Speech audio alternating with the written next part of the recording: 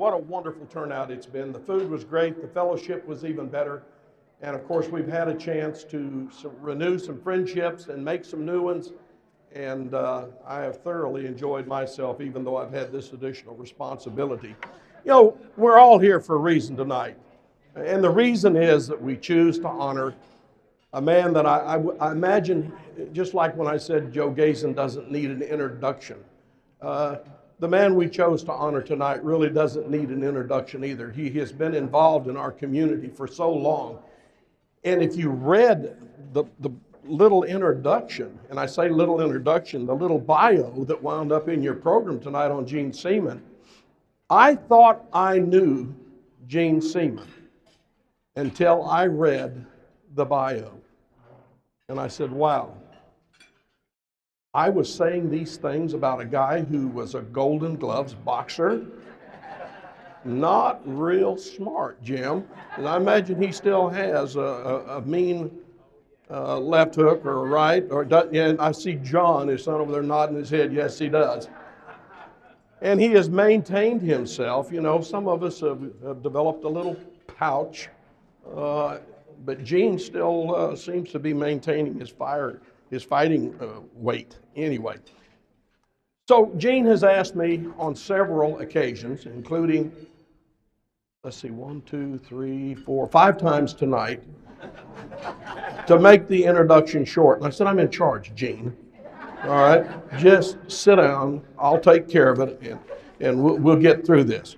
Well, I'm telling you right now, he said they've all got it on their table. You don't need to make a big deal about it. I need to get. And Gene's got some comments. I said, I will, Gene. I'll take care of it. So let me see what I wrote down here. All right. We don't need that. We got rid of those pages. Let's see. This is gone. All right. Let's just sum up this.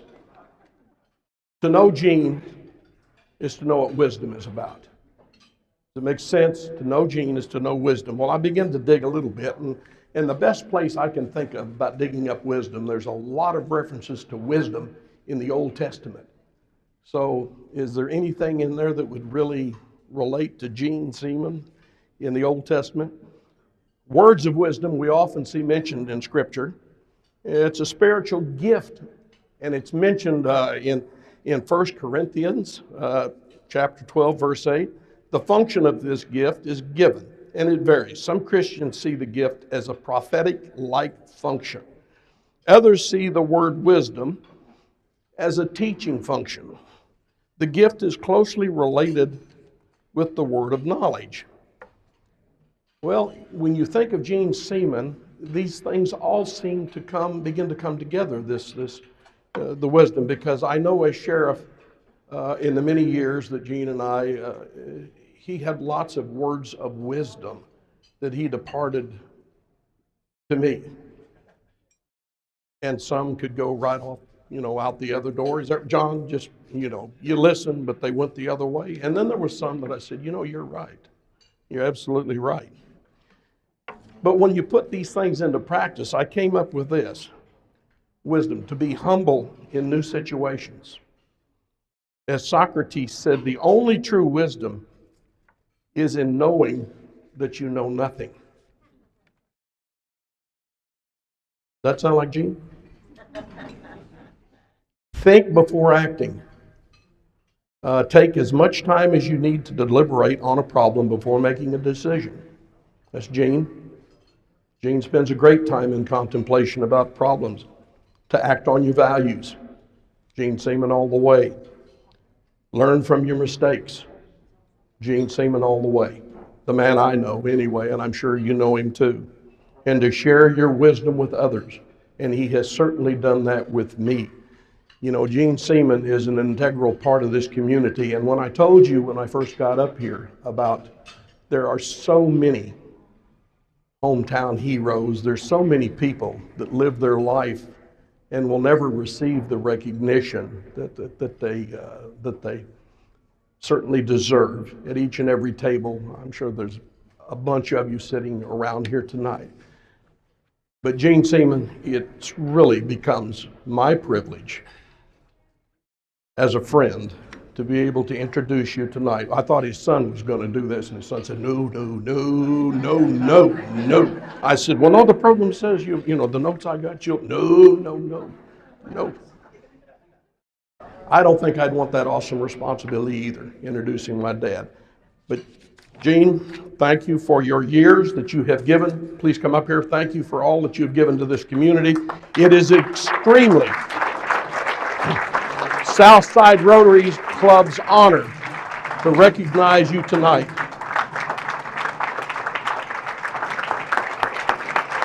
With this honor. So thank you, my friend. Thank you. Thank you.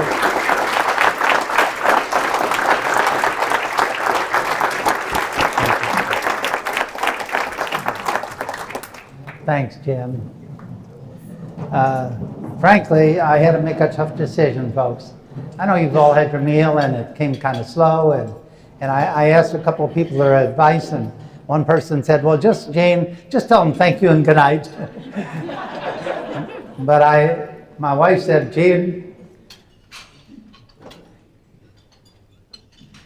you have something valid to say. Sorry. So, by the way, I often get emotional. I drive my family crazy. Okay, so you're going to get the full balance of it, because I really think it's worth doing. I've really worked on this. This is really not about me tonight, not at all. It's about Rotary and the great things that Rotary does. And you've heard testimonies from Jim and from different people about the great things that Rotary does. Abolished polio in the world, and Southside does their wheelchair ramps and so many different things. The guy in San Benito, Tom Plum. By the way, can you hear over there? Are you okay over here? Fine. I want to be sure. Okay. He raises tens of thousands of dollars to build water tanks for Honduras. Every club has its cause. Service above self. But this year's is like the cake was, and you didn't probably see it, maybe was be the inspiration, and that's what I want to talk about. So, well, you've all heard the four-way test. Is it the truth? Is it fair? So and so. And then you heard this young lady say, number 5 is it fun? So let's have some fun tonight. Well, for a month now, at 4 o'clock in the morning, I do what all old men do. Yeah, you know what that is. Okay, I wrote my speech, and I wrote my remarks. I said, well, let's see, I want to be witty, eloquent, humorous, engaging. Well, I failed every time I wrote the speech. My family says, Dad, just be yourself. Well, please don't embarrass us, Alana said. I'll try not, sweetheart, even though I might cry a little. Anyway, it's a great honor. They start honoring you as you get over the hill, I guess. Well, I'm not yet, Mary McQueen. I'm going to do the over the edge. I'm signing up for 5 more years to go over the edge for the fundraiser for Del Mar College. You saw the picture out there. I'm going to keep doing it.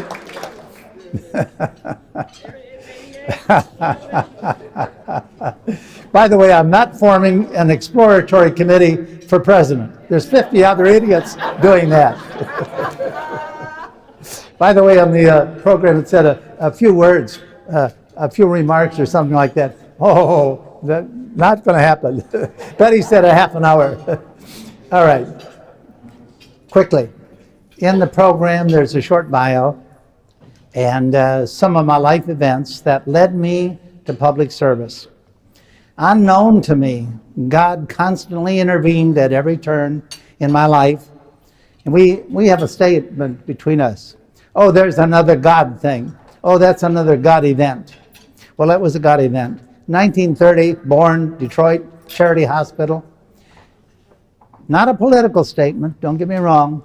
But I thank God that 17-year-old girl didn't abort me. Not a political statement, just with me. event. The farmer that raised me on a farm in Michigan says, when you borrow your neighbor's plow, always return it better than you got it. Another event. I worked with migrant workers in the sugar beet fields in Michigan. Depression years in the 30s.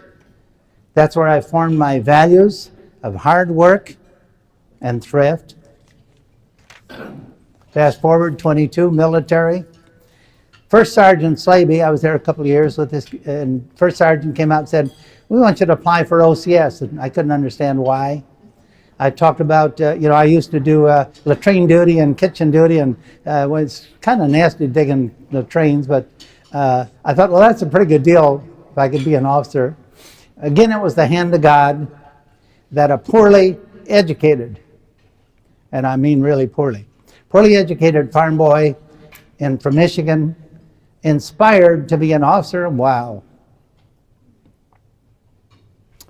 I guess maybe the first sergeant said, this guy's an ex-boxer, he's arrogant, he's mean, he's nasty, he ought to be an officer. He can go out there and get shot. Officers have to lead everybody. Anyways, what I'm thankful for at God event is that the military gave me a fantastic education, dumb farm boy.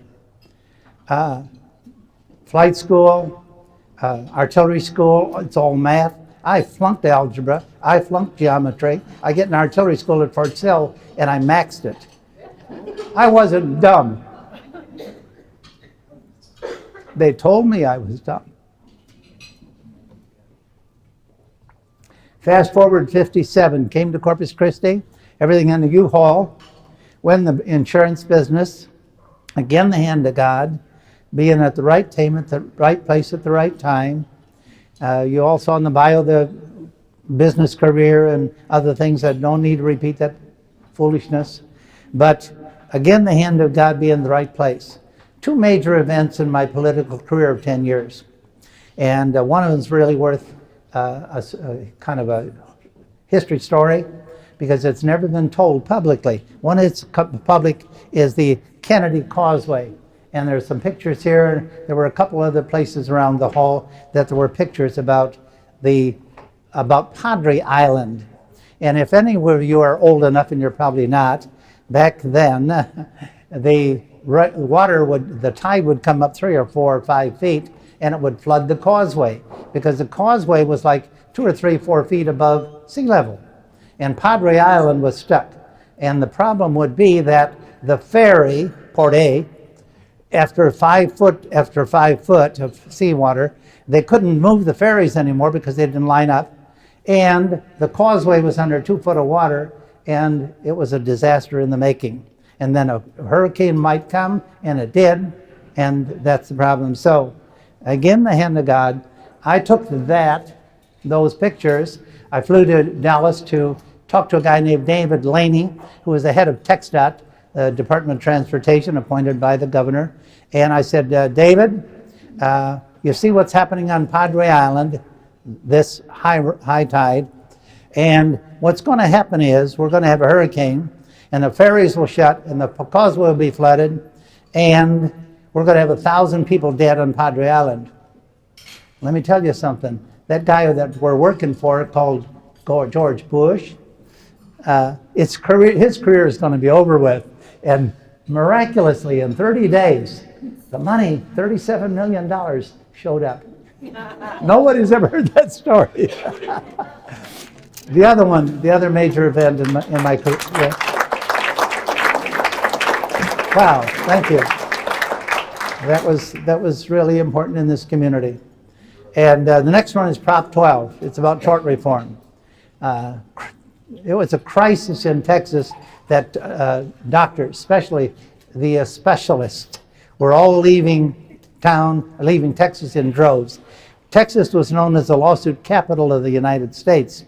And there were rallies all over the state, in the Capitol and here in Corpus Christi. And some of those pictures out there, there's a couple doctors that you might recognize on those pictures. We had hundreds of doctors walking here, hundreds of doctors on the Capitol steps in Austin, and passed Proposition 12, and I was one of the authors of it.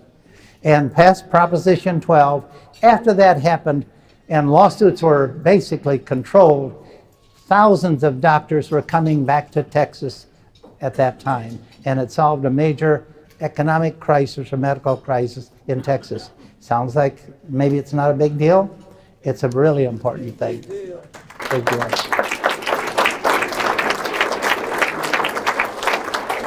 Well, now something a little more personal. That's like me. How do we, and the theme you saw in the cake was be the inspiration. It's the theme of Rotary worldwide this year, every year, new theme. This year, be the inspiration. First question, personal. What is your attitude about your assets? You know what our assets are? They're time and talent and treasure. Time, talent, treasure. You know what? We're all gifted with these. Some more than others. Some have treasure, some don't. Some have time, some don't. We all have different talents. It's like the spiritual gifts, that we have different gifts. For instance, one time a lady said to me, "Gene, I can't write you a check, but I can lick those envelopes and send out those letters." She did over 1,000 letters. That's time. And that's just as important as writing checks. Right, Mary Ann? Mary Jane Garza? Yes. Right, same thing. There are two different attitudes about assets. One attitude is, oh, make all you can all you can, and then sit on the can. The other one is, by John Wesley, a couple hundred years ago, Methodist pastor, horseback, make all you can, that is, be industrious, no sin there. Save all you can, be thrifty, nothing wrong with that. And then give away all you can, and give it away while you can. So mine is make all you can, save all you can, give all you can, and I want to die broke. That's the truth. So how can we be an inspiration? I'm going to talk about some foundations in this area that are in the midst of that. And some of them are here today, like Mary and other people. One is HEB Youth Camp. They take in hundreds and hundreds of kids every summer to the youth camps, and some of the scholarships that go there. Here's one. Thank you, Gene, for so much for letting me attend LLCC, the Lady Lodge Youth Camp. I had the best time of my life. I hope to go back and meet new people, new friends, and learn more about God. Next one. School of Christian Studies. It's called locally the Stark College, S-T-A-R-K College, and they specialize in bivocational pastors. Get that. People who work, truck drivers, retired men, women, retired people, whatever, bivocational. They go there and get their seminary degree, and they go back and start a little church or do something in God's work. Well, let me read one to you, please. I'm currently a deacon at St. John's Baptist Church with the hopes of acquiring a deeper understanding of God's work and word to continue the Great Commission to go and make disciples. Next one. Coastal Bend Community Foundation, and Karen is in the room as the chairman or the executive director of that, and the foundation gives out over 100 and some scholarships in the last 20 years for full-time students, their first year in college, and foster children. Again, a step up in life.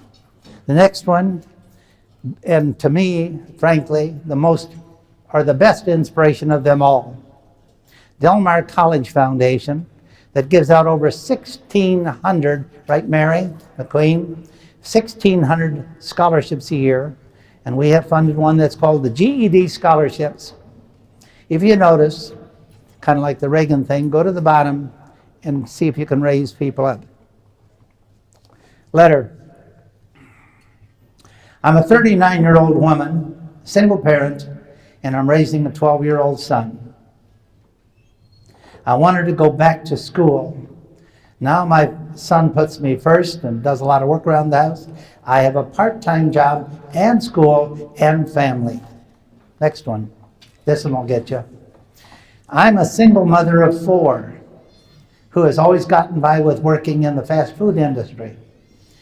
When I had my daughter at age 32, second family, I decided I wanted more out of life. I enrolled in college. I now determined to graduate and become an RN. I became interested in that when I was taking care of my paralyzed sister. How about that, Mary? I now work and attend school, run around with 3 teenagers and a 2-year-old, and maintain a household. How does that grab you about an inspiration? Raising people up.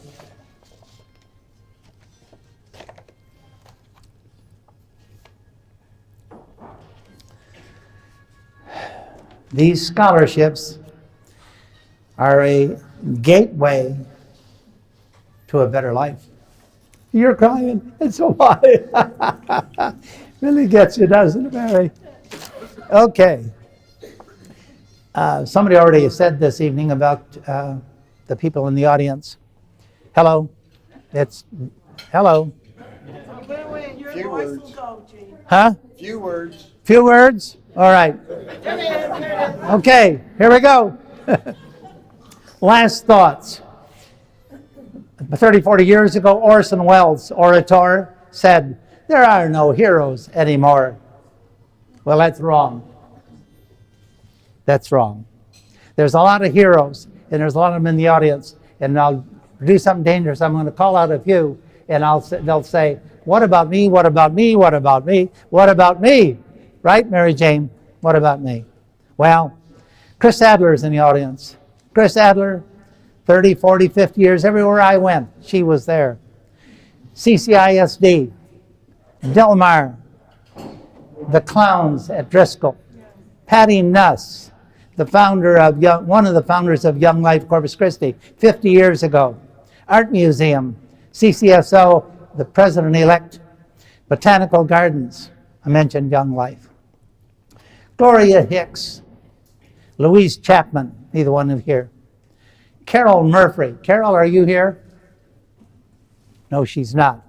Carol Murphy runs Good Samaritan Mission for the last decade or so. Her buddy's dad, her father-in-law, Tom Murphy, founded that. And Buddy Murphy then managed it for years. Carol Murphy runs that. They bring in 250 homeless every night, rain, snow, you name it. And they are then given jobs in a workforce, and they go out in the community and get jobs and are paid and then pay rent, and they're learning the work ethic and the habits that we need to know to be successful in society. Good Samaritan Mission. Carol's not here. God bless you, Carol.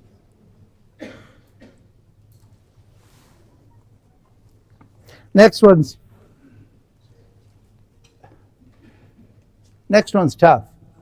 It's about a woman here who raised 5 children, took in 11 foster children,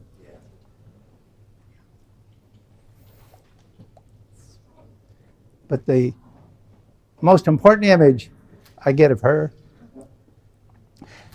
during my 20 years of campaigning, that woman stood in the rain in Port Lavaca and in Portland, putting in signs, knocking on doors. That's just a few heroes in this audience, and I look around, I'm seeing an awful lot more. And I could say, oh, James, and I could just start pointing to names of people, heroes that are unsung. All of these people, when I mentioned those women, you think, what's the matter? You don't know any men? You just know all of these fantastic, wonderful women? Well, I'm surrounded by great women, especially in the symphony. Wow. So, but they were humble. They weren't seeking fake news. They weren't seeking television. They weren't seeking notoriety. They were just doing their thing. Year after year after year, serving the community, being unsung heroes. Oh, there were a couple men. There's Jim Kalin. I admire him. Patriot, military, sheriff. Lloyd Neal, military, public servant, mayor, judge.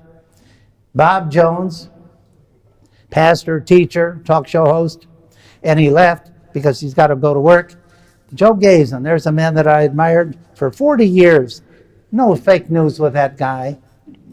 He just gives the news and no baloney. These are people to be admired among us, our unsung heroes. It's a question. How are we going to be using our gifts and talents to be an inspiration, to leave a legacy, and to change one person at a time? Thank you. Thank you. Thank you. Thank you.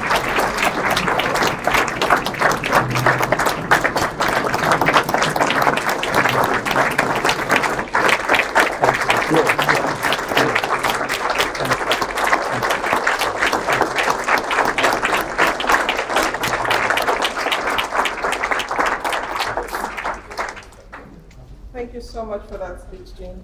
You're going to speak aloud because it went off. It went off? Thank you, I guess. Oh, it's back on. I just need to move a little closer. Okay. Thank you so much for that speech, Jean. Thank you. Thank you. Thank you. Be the inspiration. And Jean has definitely been an inspiration to a lot of us.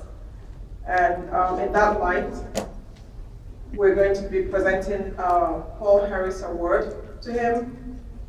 In the world of Rotary International, dreams have a way of becoming reality. Please refer to your program for an overview of Rotary worldwide efforts to benefit humanity by granting those dreams.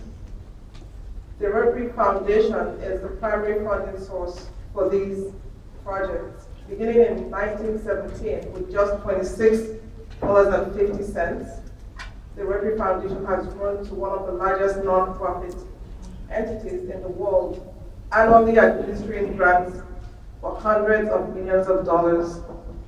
In May 1957, Rotary announced that people who donated $1,000 to the Rotary Foundation would earn a Paul Harris Fellow recognition, named after the founder of Rotary.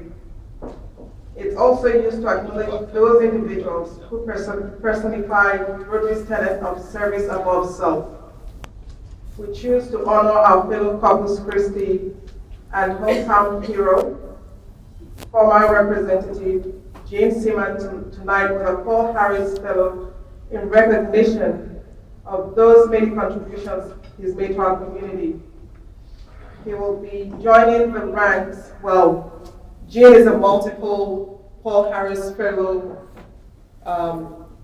award holder, so he wouldn't just be joining the community, he is in the ranks of other Paul Harris Fellows such as President Jimmy Carter, Russian President Boris Yeltsin, United National Secretary General Javier Perez de Suela, astronaut James Lovell, and the developer of the first polio vaccine, Jonas Salk.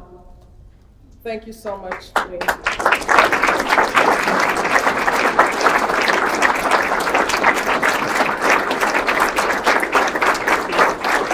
Yep. Let's look over here. That's in the